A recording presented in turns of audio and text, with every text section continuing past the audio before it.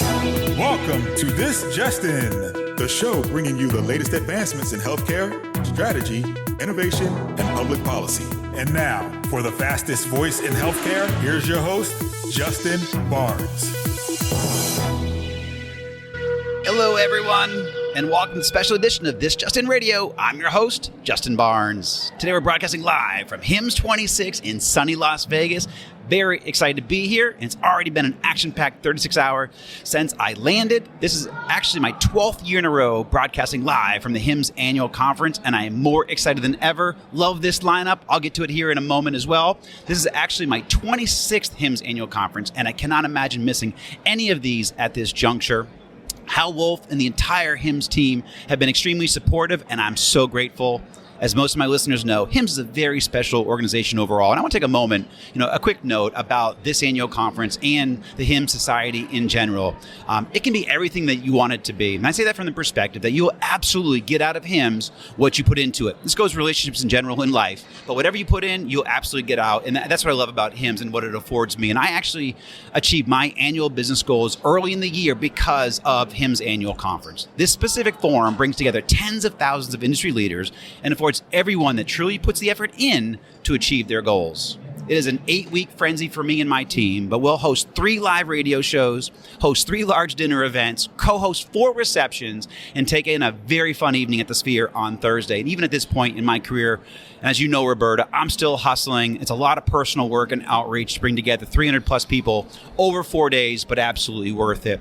And a special note here also, HIMSS is powered by its members and chapters. They are the foundation that drives innovation, connection, and impact across healthcare. I highly encourage you, my listeners, to join your local chapter, get involved, and be part of the community shaping the future of health. And I want to also take a special moment here and note a thanks to my producer, Roberta Mullen, my co-producer, Jake Reed, my other producer, Greg Masters, for their support in helping produce these HIMSS broadcasts and recordings. They are always terrific, and I'm truly appreciative of the time they invest to make this show a success.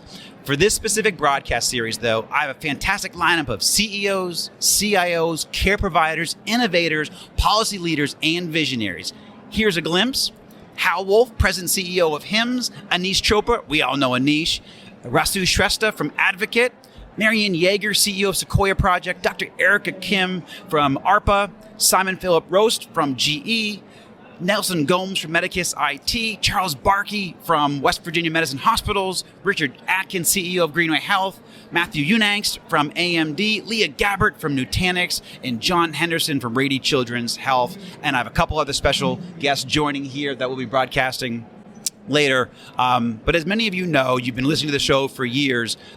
My goal is to create an information medium that shares best practices, strategies, and actionable intelligence from the industry's leading sources and experts. My goal, along with all my guests here, will be to offer tactics and strategies to not only survive, but thrive as you navigate your hospital, your physician practice, your company, or even your family through all these changes occurring across healthcare today. There is more opportunity than ever before for all of us to thrive, but we must understand how healthcare is evolving, how policy and reimbursement is shifting, and where best practice and innovation can support our efforts. I hope you glean all of that over the next few days. That's at least my goal. Welcome back to This Just In Radio Show, broadcasting live from HIMSS26 in sunny Las Vegas. Very excited about my next guest, Michael Giannopoulos, founder and CEO of the All Paths Group. Welcome back to the show, my good friend. Thank you, Justin. Great to be here. It's great to have you here. When did you get in town? I got in last night, last night. Okay. And when do you leave town? I will be leaving on Thursday. Okay. What are your goals for the next couple of days while you're here? Networking, learning as much as I possibly can. Learning is something that is incumbent upon every person who's attending this show or every person who's presenting in this show. Absolutely. Yep. How many HIMSS have you been to over your career? At this point, I think it's over 10. Yep. Awesome. Love it. So what's one bold move that healthcare leaders need to make to best position their organization? So if I had a CEO of a healthcare leader right now in front of me, yep, be the patient. Oh, love it. So the reason I say be the patient is there is no one who wakes up in the morning and decides, you know what I'm going to do today? I'm going to go check myself into an emergency room. Good point. Not a single person. Right. In fact, there's nothing almost nothing that happens inside of a hospital that is pleasant. So yes, we have incredible technology, artificial intelligence, incredible physicians. But what we need leaders to do is to take those Gemba walks, those rounding walks with everybody in the morning, and then really be the patient. I think one day, as an inpatient, will expose a series of gaps that you might have, that might go unrecognized. Right. And that helps you holistically determine what your next course of action is. I love that. And that's a kind of a theme that I've been hearing through my radio show this morning. Keeping the patient front and center, and really thinking whenever we all try and solve problems. And the reason we're here is at the end of the day, it is because of the patient. But sometimes we get caught up in other aspects of it. But the fact that, keeping the patient front and center, I love that answer. So where are you seeing tangible ROI today in healthcare, digital health, or AI? We start off with pilots, but also at scale. What are you seeing? There's tons of pilots. There's tons of pilots that have gone wrong. Yep. I think one of the biggest problems that I'll say is folks decided that they wanted to boil the ocean, especially with AI. Where I have seen success is leveraging narrow AI, similar to how we've done for decades within radiology and other ologies, and focusing around things that make an impactful difference on the caregivers, care providers, and the capacity of organizations to provide care. That is around supply chain, logistics, and error handling. Yep.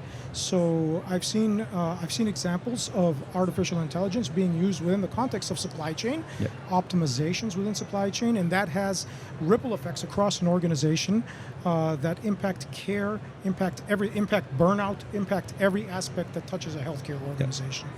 Love it. We have a couple extra seconds here. What are some of the projects you're working on that you're most excited about personally? There's some automation projects right now leveraging artificial intelligence that, again, are narrowly focused, but will provide tremendous benefit to organizations that adopt them.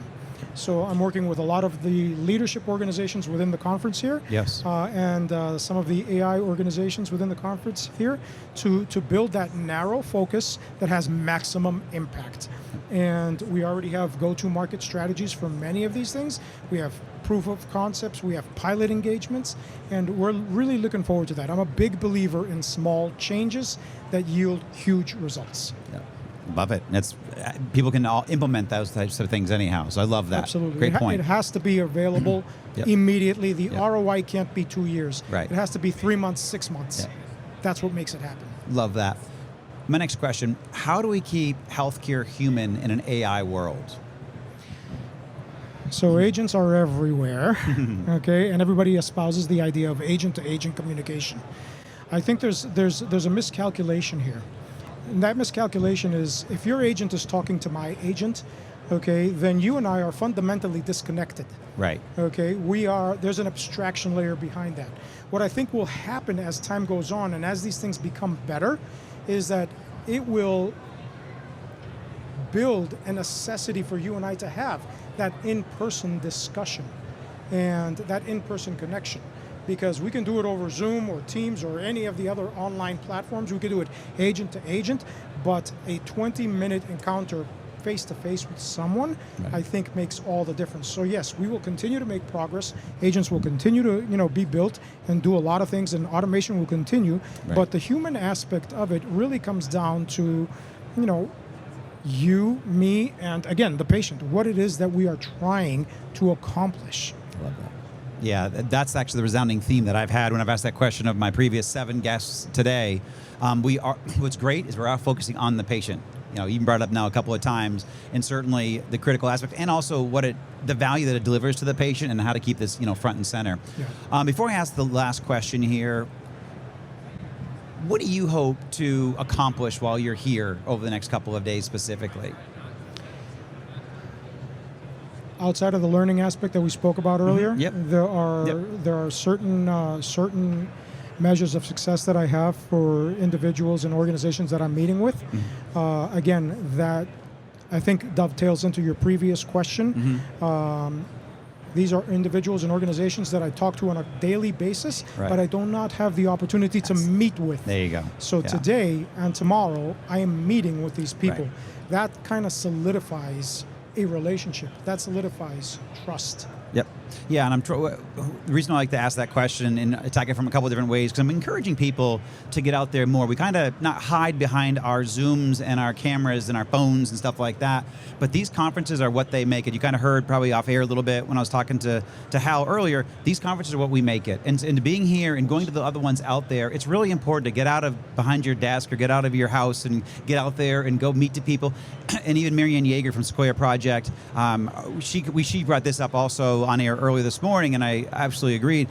You can have more candid conversations also. Sometimes we're tackling big problems and very complex problems, certainly in her world of interoperability and my world of interoperability. So having those real candid conversations face-to-face is a lot easier and usually much more traction than on a Zoom call or in your home or on a conference call. Absolutely. There is no substitute for interpersonal relations and communication. Right. And this world of social media and video and Zooms and all that have broken a lot of that. And I want to get us back out into shaking hands, meeting face-to-face, eye-to-eye, and tackling real-world problems together, collaboratively. They have. And back to the question that you asked earlier about making AI more human. There you go. Okay.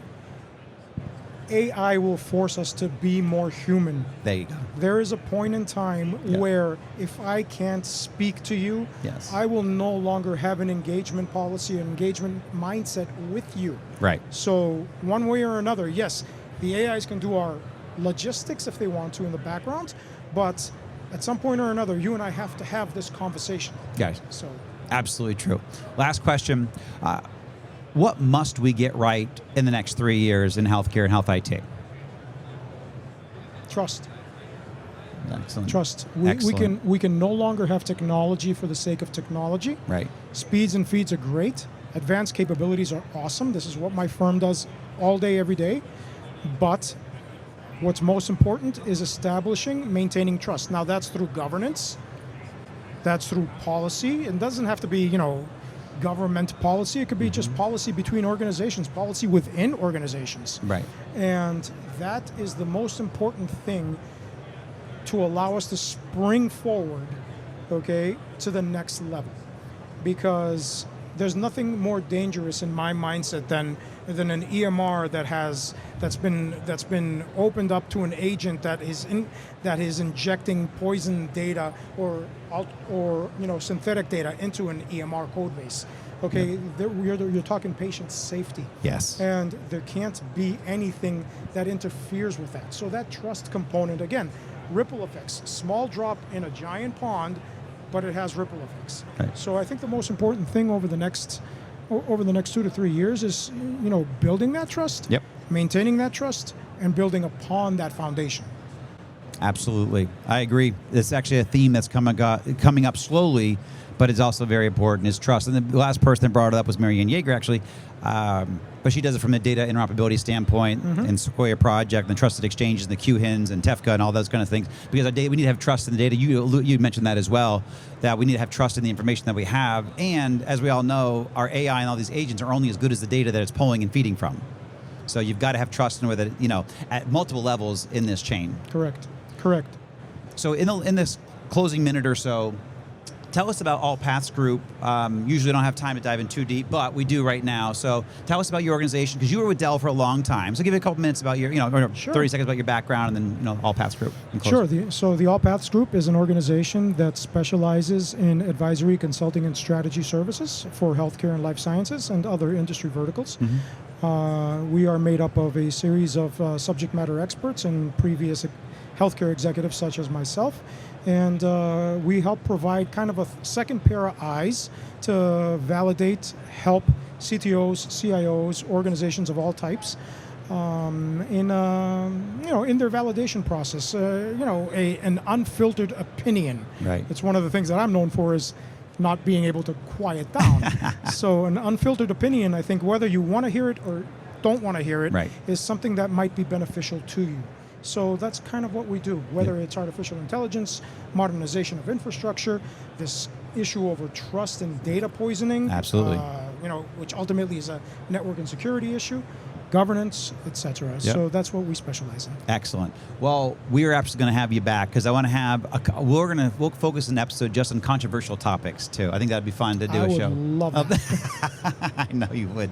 I would love it too. So we'll have you back. Michael Giannopoulos, thank you so much, my good friend, for joining us today. Appreciate As you. always, my Thank friend. you. Thank you. Appreciate it.